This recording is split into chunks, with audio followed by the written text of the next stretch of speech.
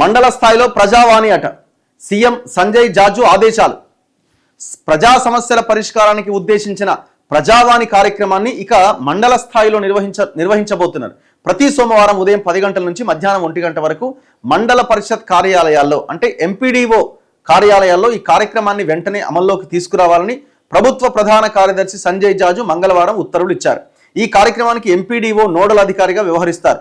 23 శాఖల అధికారులు హాజరై ప్రజల నుంచి వినతి పత్రాలు స్వీకరించాలి.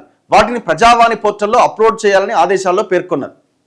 ప్రతి సోమవారం ఉదయం 10 గంటల నుంచి మధ్యాహ్నం 1 గంట వరకు. మరి వీటిది ఎత్తేసినట్టేనా మంగళవారం శుక్రవారం? అది ఉంటేంది లేకపోతుంది, దానివల్ల ఏమైనా ఉపయోగం ఉందా? ఇప్పుడు ఇది చాలామందికి అనిపిస్తుంది ఏంటంటే అవును హైదరాబాద్ దాకా పోకుండా ఇక్కడ మండల స్థాయిలో ఇవ్వచ్చు అని చూడడానికి బాగానే ఉంటుంది. కానీ వాళ్ళు చేసిన ప్లాన్ ఏంటంటే ఈ అమ్మ లొల్లి అయిపోయింది, ఇక్కడ హైదరాబాద్కి వస్తున్నారు అంతా, ఇవే మనం పరిష్కరించలేం. 50% పైగా మొత్తం భూములకు సంబంధించినవి వస్తున్నాయి.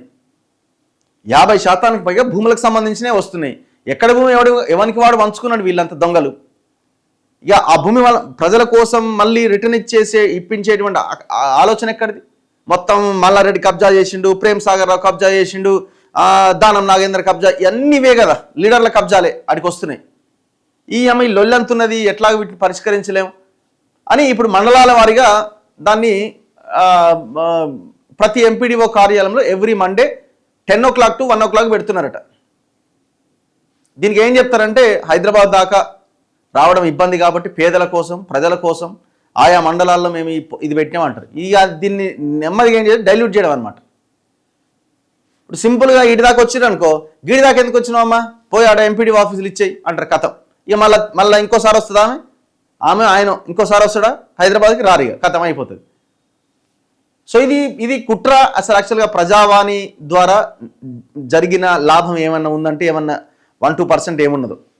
వైట్ పేపర్ రిలీజ్ చేయండి, ఇది ఇన్ని అప్లికేషన్లు వచ్చినాయి 3 ఏళ్లలో, ఇన్నింటిని పూర్తి స్థాయిలో పరిష్కరించడం, దాంట్లో కేటగిరీ వైజ్గా రాయండి. ఒక వైట్ పేపర్ రిలీజ్ చేయండి. భూములకు సంబంధించిన వ్యవహారాల్లో కంప్లైంట్స్లో ఎన్ని పరిష్కరించారో ఒక్కసారి మీరు వైట్ పేపర్ రిలీజ్ చేయండి ప్రజావానికి సంబంధించి.